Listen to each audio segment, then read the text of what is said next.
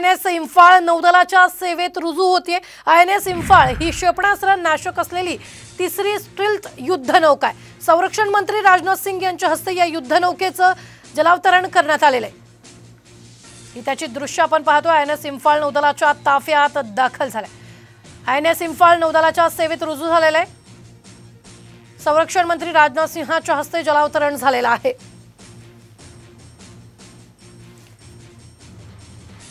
INS Imphal नौदलाच्या सेवेत रुजू झाल्याची ही सगळ्यात मोठी बातमी आपण पाहतोय। संरक्षण मंत्र्यांच्या हस्ते जलावतरण झालेलं आहे आणि त्याचीच ही दृश्य आपण सध्या स्क्रीनवर पाहतोय। थेट ही दृश्य आपल्याला पाहायला मिळत आहे। INS इंफाळचं हे जलावतरण सध्या सुरू आहे।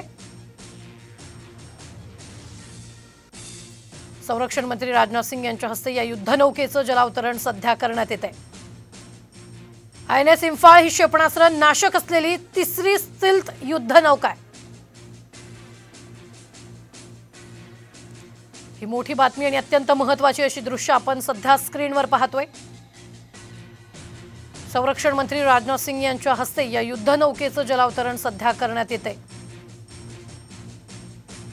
मुंबईत INS इंफाळ नौदलाच्या सेवेत रुजू होते आणि INS इंफाळ ही क्षेपणास्त्र नाशक असलेली तिसरी स्टील्थ युद्धनौका आहे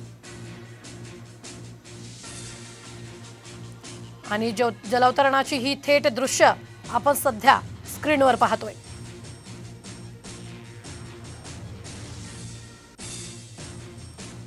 या संदर्भात ताजे अपडेट देत आहेत आपले प्रतिनिधी गिरीश। गिरीश, काय ताजे अपडेट आहेत?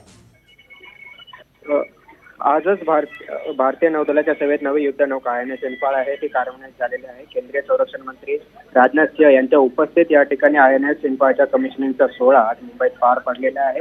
ही एक अशी युद्धनौका आहे जी डिस्ट्रॉयर आहे आणि नौदलासाठी एक मजबूत किंवा भक्कमपणे विरोधकांना शत्रूला मारा करण्यासाठी ही भारतीय बनावटीची 62% हे भारतीय बनावटीतून ही युद्धनौका आहे ती बनवण्यात आलेली आहे। आणि आज गिरीश, धन्यवाद ताजे अपडेट देण्यासाठी। आम्ही वेळोवेळी तुमच्याकडून या संदर्भातले ताजे अपडेट घेत राहणार। तुर्तास आपण पाहतो INS इंफाळचं जलावतरण झालेलं आहे।